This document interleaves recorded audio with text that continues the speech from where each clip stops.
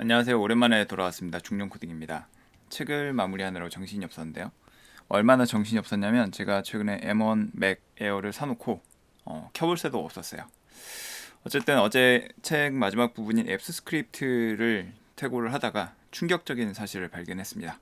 바로 앱스 스크립트가 업데이트 됐다는 사실입니다. 원래 앱스 스크립트는 이렇게 생겼었거든요. 그런데 앱스 스크립트를 들어가 봤더니 이렇게 바뀐 거예요. 이거랑 이거는 많이 다르잖아요. 굉장히 큰 변화가 있었습니다. 무려 비주얼 스튜디오 코드에 기반이 된 모나코 에디터를 사용을 했는데요. 이게 이렇게 생긴 놈인데 아래 보시면 마이크로소프트가 주도가 된 프로그램이에요. 일단 앱 스크립트를 사용을 하는 사람들에게는 굉장히 큰 영향을 미칠 매우 대단한 변화입니다. 특히 저에게는 이미 캡처를 끝낸 100개의 그림을 다시 새로 다 캡처해야 된다는 아주 큰 영향을 주는 사건입니다. 슬프네요.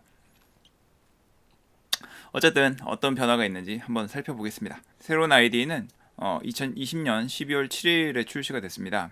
그리고 구글에 따르면 2주 동안 배포가 될 거라고 했는데요. 아직도 제 아이디 중에 일부는 적용이 안 되어 있어요. 그래서 보시면 예전 아이디가 그대로 적용되어 있는 것을 볼 수가 있죠. 다행히도 이게 책을 쓸 때 사용하는 계정에는 적용이 되어 있어서 책이 나오기 전에 미리 알아채고 책을 고칠 수 있었습니다. 책이 나오는 건 더 늦어지겠죠. 슬프네요. 어떤 차이가 있는지 일단 한번 보겠습니다. 일단 예뻐졌어요. 보시면 이것과 이거는 엄청난 차이가 있잖아요. 위에 있던 달려있던 메뉴들은 전부 다 없어졌습니다. 없어지고 왼쪽에 메뉴들로 바뀌어 있고요.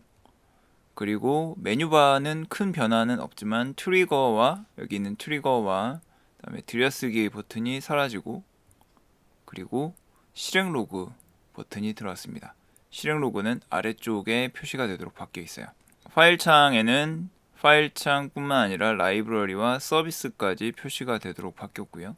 예뻐졌습니다. 여기에 인덴트가 드디어 표시가 되고 그리고 이따가 보여드리겠지만 정말 코드창이 정말 대박이에요. 엄청나게 좋아졌습니다. 메뉴를 하나하나 볼게요. 왼쪽 창은 두 개의 층으로 이루어져 있는데요. 이쪽에 파일, 라이브러리, 서비스가 있는 메뉴 창이 있고 그리고 이쪽은 이렇게 마우스를 올리면 표시가 되는 창이 하나 더, 한 층 더 있습니다. 개요는 프로젝트 세부 정보인데요. 이게 전에 여기에서는 프로젝트 속성에 들어가면 이렇게 매우 안 이쁘게 나와 있던 창이 아주 깔끔하게 실행 상태까지 같이 정리가 되어 있는 걸 볼 수 있습니다. 예뻐졌죠? 편집기는 아까 봤던 편집기 창이고요. 그리고 트리거가 이쪽 메뉴로 들어갔습니다. 자주 실행하는 부분들이 전부 다 한 번 클릭으로 실행할 수 있도록 바뀌어 있어요.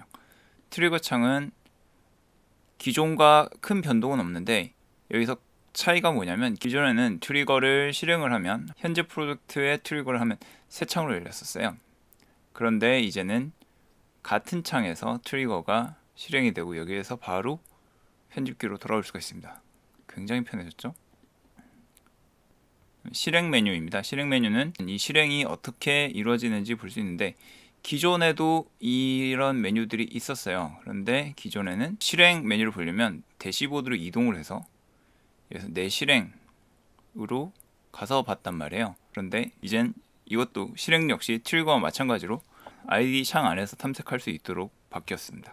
프로젝트 설정은 일반적인 프로젝트 설정과 관련된 값들입니다. 다시 편집키로 돌아가면 아까 파일과 라이브러리 서비스라는 메뉴들이 표시가 되고요. 라이브러리와 서비스도 여기에서 바로 클릭 한 번으로 추가할 수 있도록 바뀌어 있어요. 서비스 같은 경우에 지금 이 앱스 스크립트는 드라이브 API를 쓰는데 고급 서비스인데도 불구하고 클릭 한 번으로 그냥 설치할 수 있도록 되어 있습니다. 서비스를 추가하면 추가된 서비스들이 아래에 표시가 되고 이것과 관련된 문서들을 바로 여기에서 볼 수 있도록 되어 있습니다. 메뉴창은 거의 바뀐 게 없어요. 여기에서는 실행 로그만 더 들어와 있고 실행과 디버그, 함수 선택 부분은 거의 동일한 형태로 되어 있습니다. 실행 로그를 누르면 실행 로그가 바로 아래 떠서 기존과 비교해서 훨씬 더 편하게 볼 수가 있게 되어 있습니다. 기존의 로그를 보려면 이렇게 띄었어야 됐죠. 편집기 창을 한번 본격적으로 보겠습니다. 편집기 창은 정말 전에는 앱스 스크립트를 쓸 때 여기에서 쓰는 게 거의 어려웠어요. 정말 간단한 게 아니면 여기에서 사용하는 게 힘들었는데 이제는 이 앱스 스크립트 창 안에서만 작업을 해도 충분할 정도로 굉장히 파워풀해졌습니다. 아까도 설명드렸던 것처럼 가장 눈에 띄는 변화는 인덴트가 제대로 표시된다는 거예요. 그리고 오른쪽 버튼을 클릭을 하면 다양한 메뉴들이 나오게 됩니다. 여기에서는 그냥 메모장이죠. 네. 그런데 여기서 우리는 좀 궁금한 게 생기잖아요. 이렇게 많은 메뉴 항목들이 있었는데 여기에는 메뉴가 전혀 없단 말이에요. 그러면 그 메뉴들은 다 어디 갔을까? 라는 궁금증이 생기지 않습니까?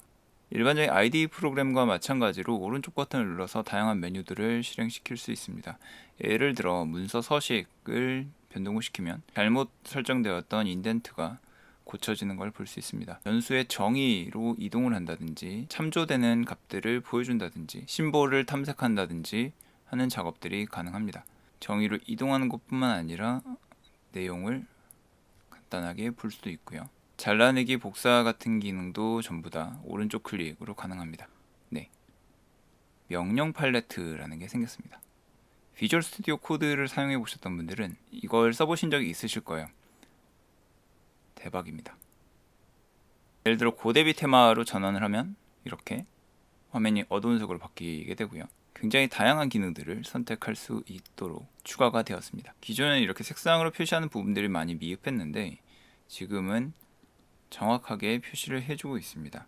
그리고 코드들 역시 블록 단위로 숨길 수가 있게 되어 있고요. 값을 작성할 때 설명들을 지원을 하고 있습니다. 그리고 기존에는 logo.log밖에 지원을 안 했었는데요. 드디어 console.log를 사용할 수 있도록 추가되었습니다.